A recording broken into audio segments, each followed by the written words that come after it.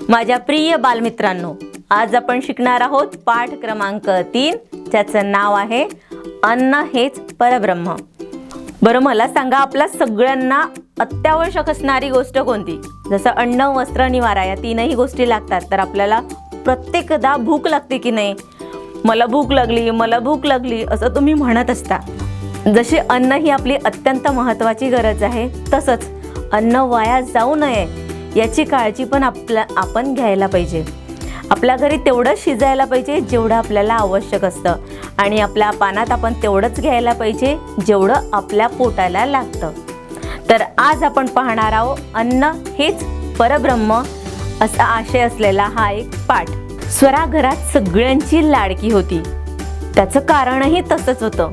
स्वराला कधीच शाळेसाठी उठवावे लागत नसे. तिला ब्रश करण्याचा तगादा लावावा लागत नव्हता किंवा अभ्यास कर असेही म्हणावे लागत नव्हते. तिचं ती करीत असे. प्रत्येकदा स्वतःच कामे करायची. कुणाला त्रास होऊ न देणे याची काळजी घ्यायची. तिचं वागणं, बोलणं अतिशय नम्र असायचं. ती आईच्या परवानगीशिवाय घराबाहेर पडत नसे. आजी कायम म्हणायची, बाहेरच्या पोरी बघा आणि आमची स्वरा बघा. गुणाची माझी पोरती. स्वराचा सारखा लाडच लाड असायचा. आज सकाळपासून तिची नुसती लगबग चालली होती, कारण ती गावी जाणार होती. तिच्या मावशीचे लग्न होते. बाबा वेळेवर लग्नाला येणार होते, मात्र आई 10 दिवसांच्या आधीच जाणार होती. आजी आजोबांना मात्र लाडकी नात गावी जाणार याचं दुःख होत होतं. ते सारखे नको जाऊ स्वरा, नंतर जा बाबांसोबत म्हणत होते. तेव्हा ती लाडाने जात नाही म्हणायची. पण तिचे इथे राहणे तिला करमणार नाही म्हणून आजीला नको वाटत होते, कारण तिला आईशिवाय करमत नसे. सामानाची बांधाबांध झाली. बाबांनी सगळे सामान गाडीत ठेवले. आता स्वरा जाणार. तोच ती आजीला म्हणाली, वेळेवर जेवण करीत जा, दुपारची झोप घे, टीव्ही रात्री लवकर बंद करून आराम करीत जा, आणि होय, गोळ्या वेळेवर घेणे, फोन जवळ ठेव आणि फोन घेत जा. आजीच्या डोळ्यात पाणी तरळले.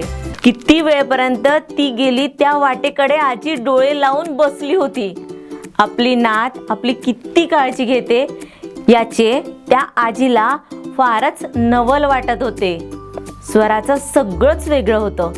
एवढ्या गर्दीत ती कायम मास्क लावून बसली होती. तिचं वागणं, बोलणं निराळच होतं. आज लग्नाचा दिवस होता.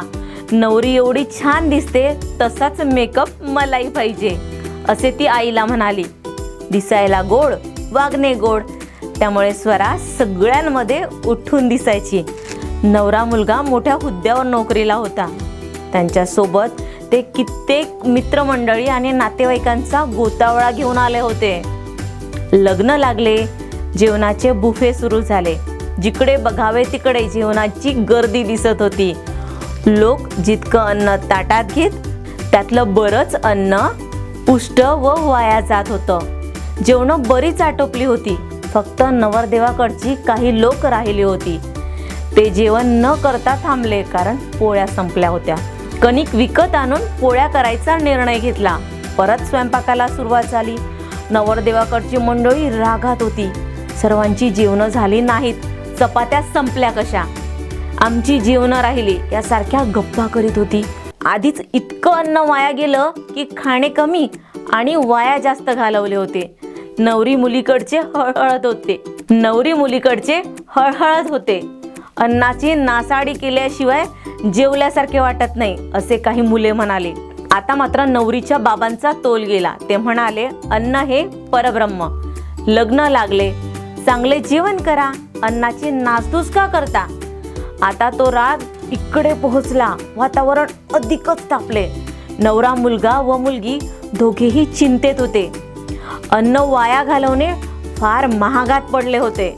नवरदेवाकडील मंडळी अगदी वादावादीपर्यंत पोहोचली. तेव्हा नवरीचे वडील म्हणाले, जा तुम्ही परत, आम्ही मुलगी पाठवणार नाही. आता मात्र परिस्थिती गंभीर झाली होती.